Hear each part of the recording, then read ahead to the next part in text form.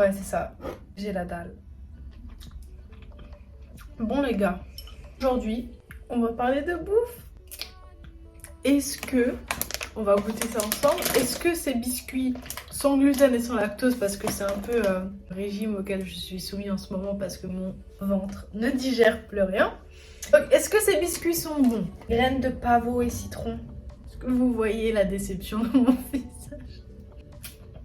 Avant de commencer, regardez les babouches. Ma maman m'a ramené de l'Inde. On en parle s'il vous plaît. Plein de petites strass. Je pense que ça claque bien ça par contre pour frapper les gens. Je les aime beaucoup.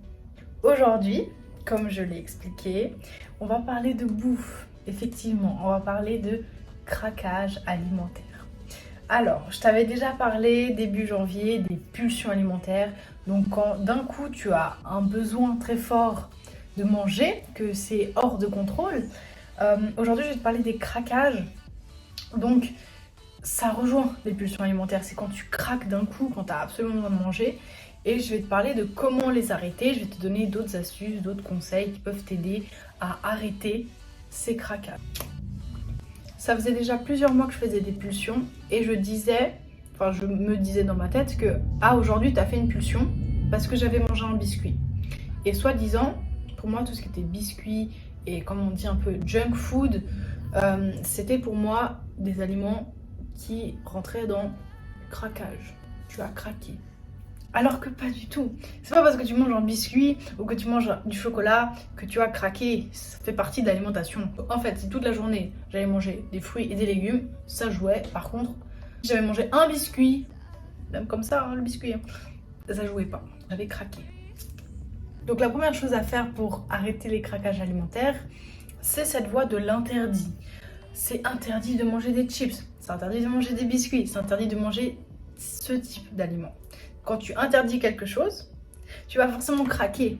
Parce que, je te rappelle notre magnifique cercle restriction, craquage, culpabilité, restriction, craquage, culpabilité. Tu te restreins, tu dis ça, non, on ne mange pas. Hein, c'est une restriction en termes de qualité, quels aliments tu t'interdis. Il y a des restrictions, forcément à un moment tu vas craquer et tu vas culpabiliser, donc tu vas te restreindre et on retourne dans ce cercle. Donc il faut arrêter avec la voie de l'interdit. Parce que cet interdit, ça va entraîner une obsession. Tu t'interdis de manger des croissants, mais tu vas être obsédé par les croissants. Si ton corps il sait qu'il peut en manger quand il veut, il va pas être obsédé et il va pas vouloir en manger tout le temps. Et bien évidemment, les obsessions entraînent des craquages. Il faut également enlever la voie du tout ou rien. C'est-à-dire, si tu as mangé un cookie ou un biscuit ou je ne sais quoi, puisque j'en ai mangé un, c'est bon maintenant...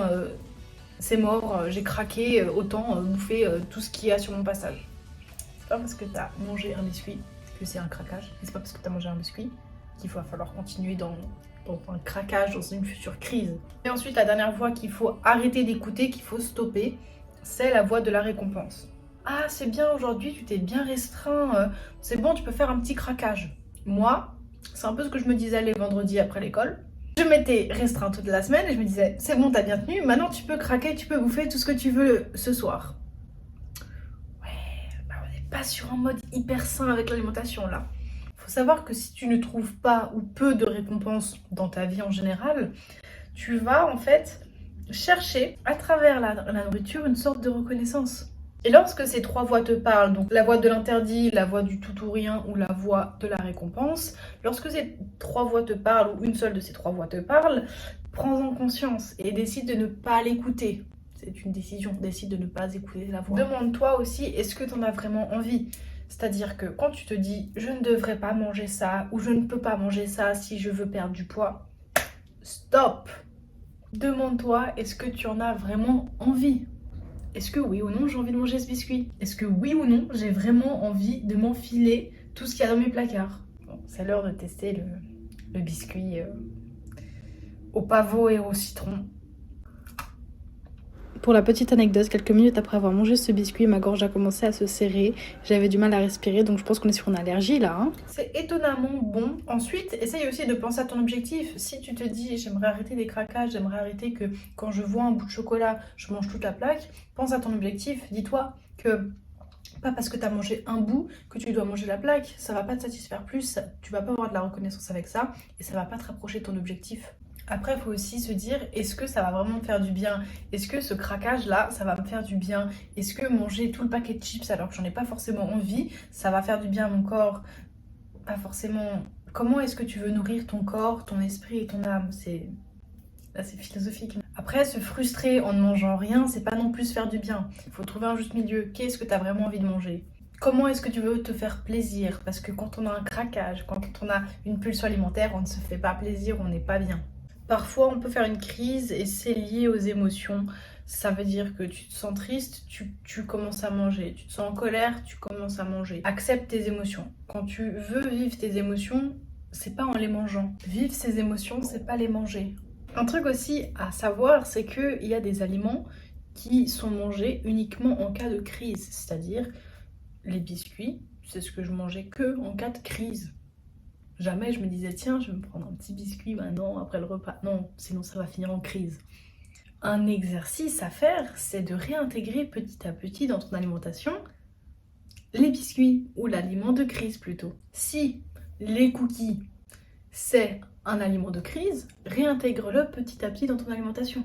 Mange ce genre d'aliments quand ça va bien, ils vont redevenir normaux et ça sera plus des aliments spécifiques de crise. Ce sera plus des aliments interdits et seulement autorisés quand tu fais un craquage. Et voilà, c'est tout pour cette vidéo. J'espère qu'elle t'aura plu, qu'elle t'aura un peu diverti aussi. De biscuits et de poires et bref, mes babouches. J'espère avoir pu t'aider quand même. Je te fais plein de gros bisous et à très vite pour une nouvelle vidéo. Salut!